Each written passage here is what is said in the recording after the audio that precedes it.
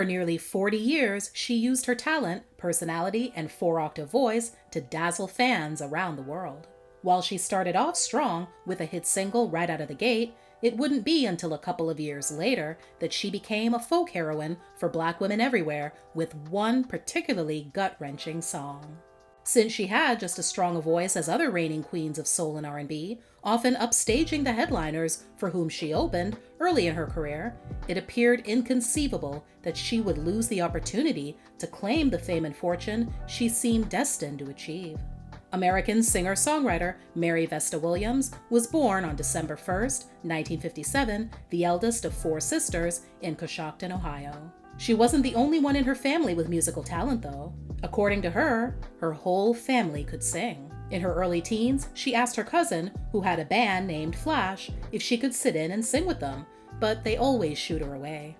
Then one day, the bass player, Herman White, suggested that they should just let her sing this one time, believing she wouldn't be any good, then she'd leave them alone after that, right? Well, as you can imagine, her amazing talent secured her a permanent spot in the group, as well as a new boyfriend in Herman. She stuck with the group all through high school. By that time, her parents and sisters had moved to Los Angeles, while Vesta stayed in Ohio with her grandmother. Flash eventually made their way into the recording studio. It was then that the other members also realized that Vesta could write and arrange songs. Sometime after high school, though, she decided she'd had enough of the band, and Herman. So Vesta packed her bags and headed out west to be with her family. She also showed up 5 months pregnant. Herman ended up following her out to LA, but was told by her parents that the couple couldn't live under their roof without being married. So they got married. After their daughter was born and they settled into a simple life, Vesta continued to pursue her musical passions. Fun fact, Vesta and her sisters had their own vocal group for a time called the Williams Sisters. Her first gig was with former Fifth Dimension member Ron Townsend as a member of his band Wild Honey. Sadly, Vesta's commitment to music ended up taking a toll on her marriage. It was over in only 8 months. She then found work as a backup singer for artists such as Chaka Khan, Anita Baker, Bobby Womack, and Sting. Fun fact, Vesta admitted that she was a good faker. Little did people know she could not read music. She managed to get by, though, by having a gift for being able to have a song down pat after only hearing it once.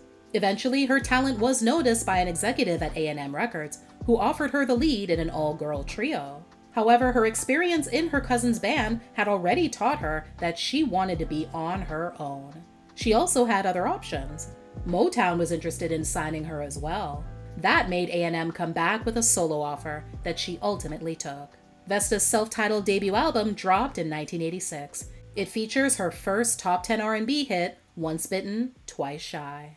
Once bitten, twice shy, keep one eye open for the bad guy. A second single, Don't Blow a Good Thing, also did well on the R&B chart, making it into the top 20. With 2 hits on the charts, it was time to go on tour. But while it should have been an exciting time and experience for her, Vesta got a rude awakening to how cutthroat the music business can be. While on the road, she began to notice her pockets weren't deep as they should have been, given all the hard work she was putting in. She also irritated some of the headliners that she was opening for by bringing the fire to the stage that she was now famous for doing. In addition to those issues, while she was riding high off her professional success, Vesta was also getting high behind the scenes. 2 years later, she released her follow-up album, Vesta for You. The new Vesta for You LP has been doing really well. I'm shocked, but I'm happy about it, you know?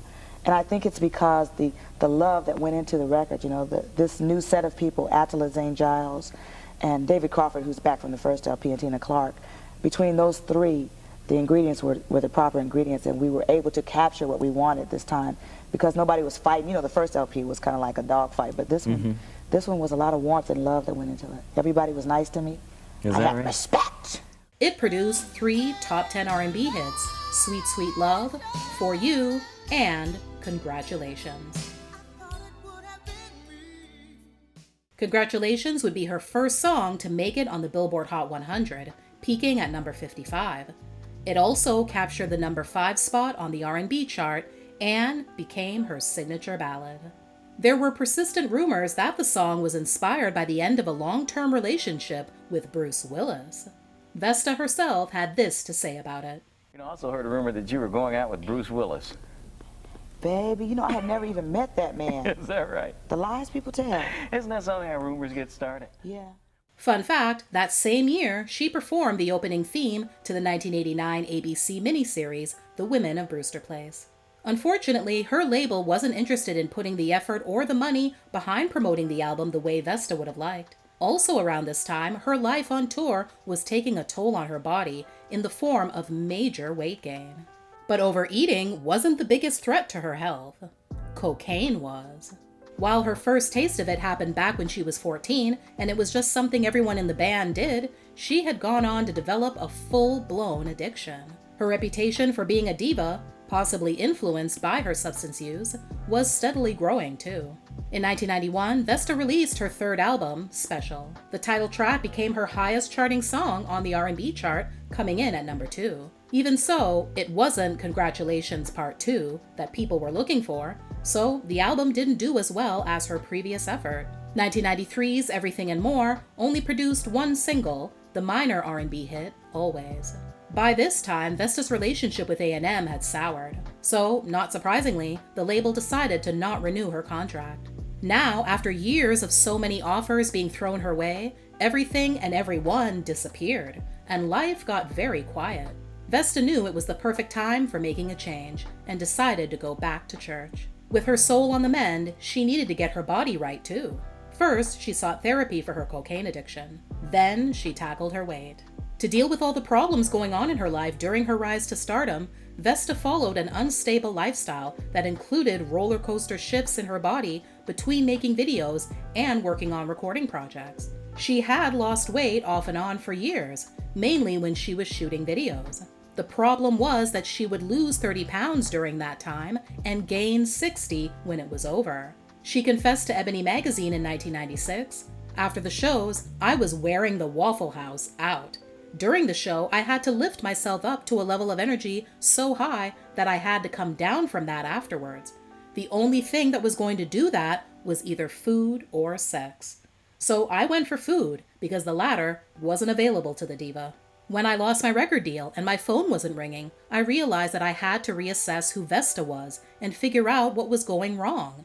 I knew it wasn't my singing ability, so it had to be that I was expendable because I didn't have the right look." As her career languished, she fell deeper and deeper into depression, and she relied more heavily on food for comfort. Eventually, she made the decision to change her lifestyle and lost 100 pounds. In the coming years, Vesta continued to work as a session singer and could also be heard by radio listeners in jingles. She even dipped her toe in the acting world, appearing in the 1993 movie Posse, as well as a recurring role as Monica, Jack A. Harry's best friend in the television series Sister Sister in the show's final season. Her next album, Relationships, was released in 1998. It produced the singles You Still Do It and the top 10 R&B hit Somebody for Me. Fun fact, her singing voice is featured in the theme song of UPN's Malcolm and Eddie. By the early 2000s, Vesta had branched out into becoming a radio personality and was co-hosting a morning show in Dallas, Texas. No matter what other ventures she participated in, however, she never lost her musical talent or desire to deliver on stage. In 2007, she released an album of R&B cover songs titled Distant Lover. 3 years later, a track called Dedicated, released in 2010, would unknowingly serve as her last recording. As time went on, booking gigs continued to be a difficult task.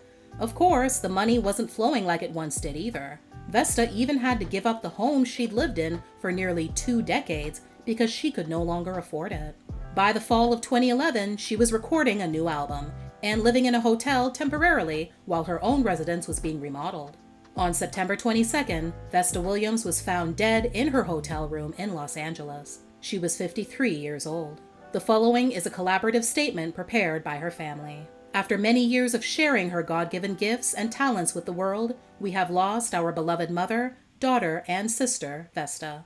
Due to the uncertainty of her passing, we are awaiting toxicology and autopsy results to shed light on what may have caused her death. We take extreme comfort in the cherished times that we shared with Vesta over the years, and the knowledge that her life brought joy and happiness to so many people around the world. Our family requests that the media please respect our privacy during this difficult time. Although she is gone, her music lives on. Vesta will never be forgotten. She was laid to rest at Forest Lawn Memorial Park, Hollywood Hills on October 4, 2011, following a memorial service attended by family and friends at West Los Angeles Church of God in Christ. While initial speculation suggested that Vesta's death was a result of a drug overdose, 3 months later, the family released a statement through family friend and singer Norwood Young, reporting her official cause of death. Following 3 months of intensive coroner's autopsy and toxicology research, it has been definitively determined that the cause of death for our beloved Vesta was natural death from hypertensive heart disease. Although it's a sad situation overall, it's great news to find that Vesta's death, as I said from the very beginning, was not drug-related. Vesta did indeed die from an enlarged heart. As we know, an enlarged heart can remain undetected in the body for many, many years. In 2013, a group of producers partnered to release Vesta's posthumous album, 7. It takes listeners back through time, featuring remastered tracks from some of her best works, along with unreleased material recorded between 2009 and 2011, just prior to her untimely death. Her final project serves as a fitting tribute to her remarkable musical career. It also showcases why Vesta was such an influential artist during her time, proving that even after all these years, her legacy still lives on.